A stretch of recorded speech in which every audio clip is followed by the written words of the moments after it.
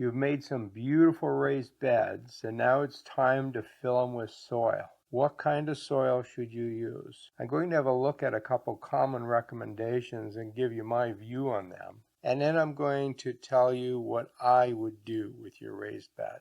The first one that's very common is Mel's Mix. Mel is the guy who promoted the idea of square foot gardening.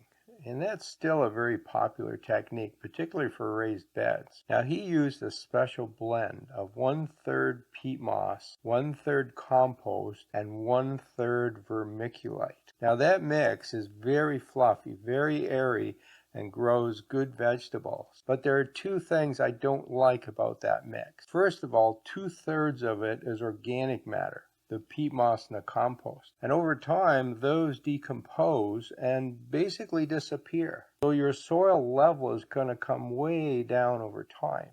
And you're going to have to constantly add more material to that to keep your soil level up. There's no reason for doing that. The other thing I don't like about the mix is the addition of the vermiculite. Some people consider vermiculite a natural product because it's mined, but they mine that material and then they process it through a fairly intensive manufacturing process, and that gives you the fluffy vermiculite material. I don't consider it a natural product, and I don't want that in my soil. I want real soil.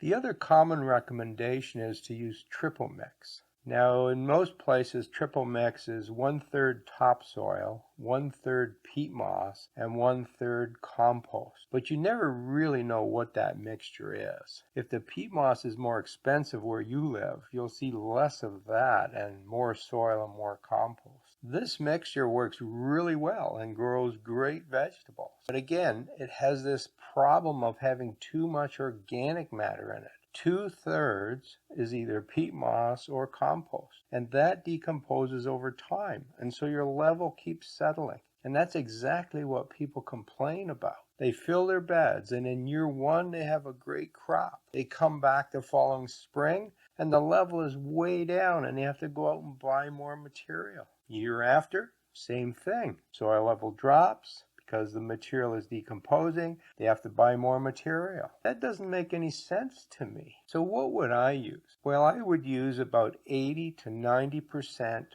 topsoil. Topsoil is that material that's found near the surface of the soil. And when they do new construction, they take that material away and then only bring a little bit back after construction. So they have an excess, which they sell to gardeners. That's topsoil. That's that top dark layer of the best soil we have. So start with that. To improve that, I add compost. Anywhere from 10 to 20% compost is good. That's all you need. That's lots to make the soil fluffy and easy to grow roots, and yet it won't compress too much. In fact, it still compresses a little bit because when they deliver that soil, they fluff it up and you buy per volume. So you pay more when they fluff it up. So that's why they do it. And gardeners like that. They like the looseness of it. So it will settle a bit that first year, but not nearly so much as the other two mixes. And for me, I want to grow in real soil. Now, compost is also good.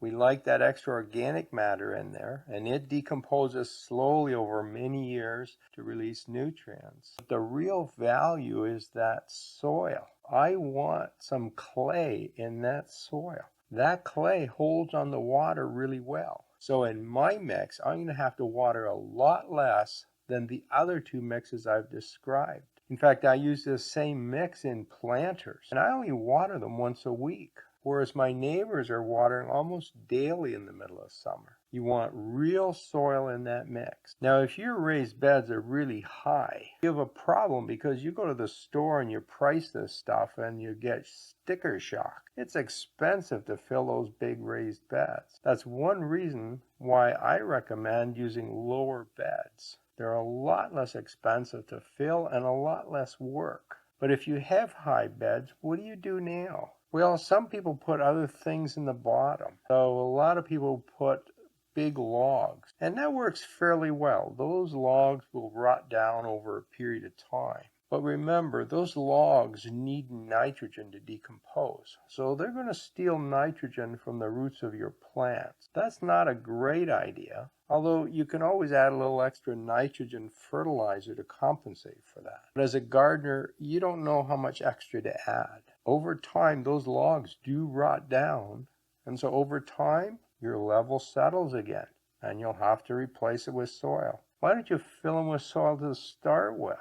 Isn't that a better idea? Other people put all kinds of organic matter in there, leaves, straw, weeds, whatever you happen to have around. And again, there's nothing wrong with that except it's organic matter that decomposes, and your soil level will drop. At some point, you have to bite the bullet and fill this bed with real soil. And I'd rather do that the first year rather than going out every year and buying more of the stuff. The other suggestion I have is don't use bagged material. Get it delivered in bulk. Buy it by the yard. It's more work that first year, but it's worth it. And buying soil in bulk is much less expensive. If you'd like to know about some other mistakes people make with raised beds, have a look at this video right here. Happy gardening.